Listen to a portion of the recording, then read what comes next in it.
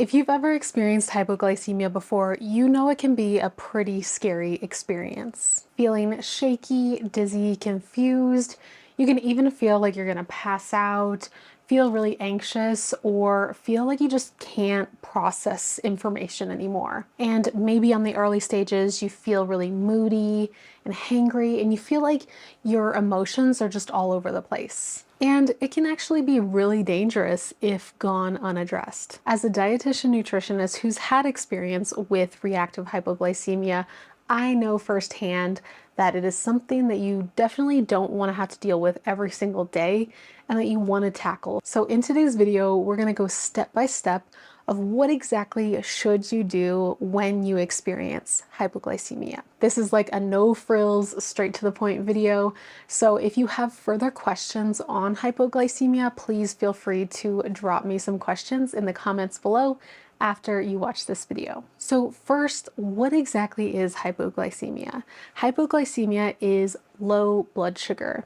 Blood sugar is essentially the thing that circulates in our system after we process and eat food, and it eventually turns into glucose, which is another word for blood sugar, and that glucose eventually gets pulled into our cells for ATP or energy. Low blood sugar is technically speaking under 70 milligrams per deciliter if you're doing a finger prick or you have a CGM where you can read your blood sugar levels. Though you might start to feel those weird wonky blood sugar feelings around the low 80s or anywhere from 70 to 80. So you can start feeling it even before the technical standard, just depending on how sensitive you are to your blood sugar. Traditionally speaking, your blood sugar gets low when you've gone an excessive period without eating, sometimes 4 to 5 or 6 hours, depending on the person. Everyone I find has a different threshold for how long their body can wait for their blood sugar to start getting low. Also, if you're a diabetic and taking insulin, low blood sugar can happen when you're taking your insulin and you don't eat enough food to match that insulin, or you don't eat any food at all, and then your blood sugar can get dangerously low. There's also another type of hypoglycemia that I don't feel like gets talked about quite enough, and that's reactive hypoglycemia. And you don't necessarily have to have a diagnosis like prediabetes or diabetes to experience this. I find that the most at risk folks for reactive hypoglycemia, in my research, there's really not a lot of research on it, but on the research that I've found and from personal experience, women with PCOS, women or men with insulin resistance, and those who have experienced an eating disorder or really highly restrictive dieting in the past are at higher risk for experiencing reactive hypoglycemia. And to back it up just a little bit on what exactly reactive hypoglycemia is and what the difference is between regular hypoglycemia, reactive hypoglycemia happens usually like shortly after you've already eaten. So normal happens in like 5 to 6 hours after you have not eaten anything and your body naturally gets low.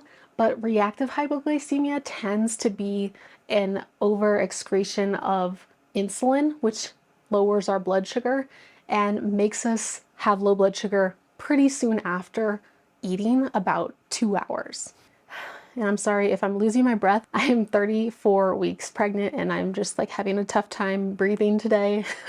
So we're just doing the best we can. Okay, so now that we know the main types of hypoglycemia and how you can get them and who gets them, what exactly do you do when you experience low blood sugar? This might be something that no one wants to hear, but prevention is the best measure against hypoglycemia. Eating regular and consistent meals to prevent it from happening in the first place, and or making sure when you have insulin to match that insulin with the carb intake that you need to keep your blood sugar steady is key.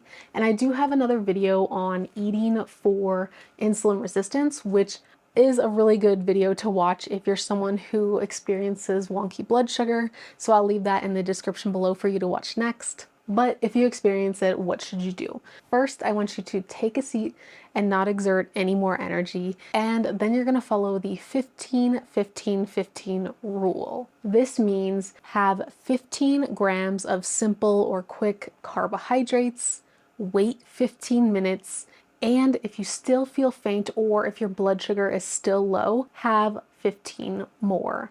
I mean, you're free to have more than 15 grams, but you want to have at least 15 grams of carbs. And again, we want simple, non-complex carbohydrates that are going to break down really easily. Carbohydrates start breaking down in the mouth, so we want it to be really quick sugar, and that can look like anything from orange juice to a banana.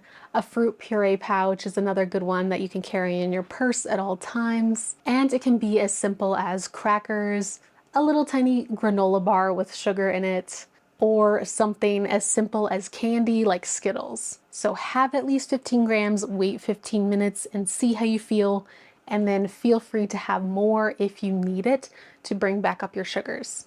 I want to emphasize this is not the time to be overly concerned with it being a healthy food, especially if you are in the dangerously low category or you're diabetic and you took too much insulin.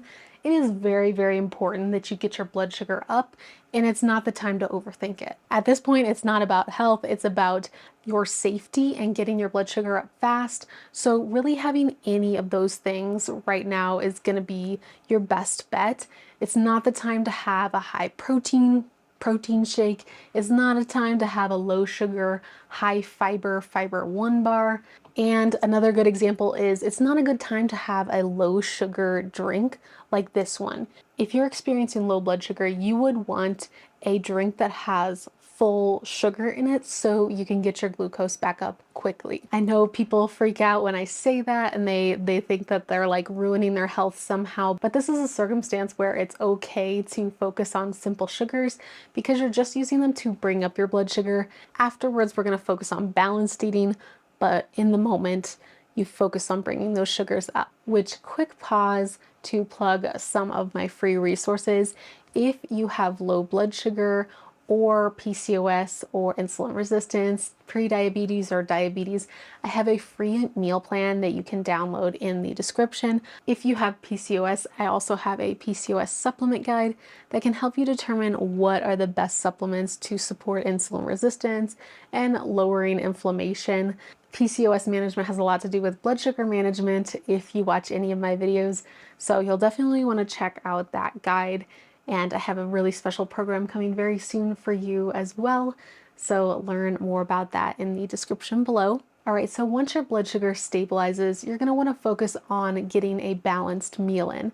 So once you feel better, whether it's 30 minutes later or an hour later, you're gonna wanna have a balanced snack so your blood sugar doesn't crash again, because of course you just brought it up with a very simple sugar, which is a positive thing, but you want to make sure you're keeping those blood sugars steady so it's not just a roller coaster all the time. So something like Greek yogurt and nuts, peanut butter toast with banana on it, an apple with cheese, or trail mix and crackers are all good balanced options that have carbs, fat, and protein. Again, I go way more in detail in some other videos, so I'll list those in the description and at the end card in this video, so you'll have some resources to check out after this video. Some other things to keep in mind that I think are really important when it comes to hypoglycemia, whether it's reactive or the regular kind, is to make sure you're having balanced meals and snacks, like I just mentioned, every 3 to 4 hours. Some folks I find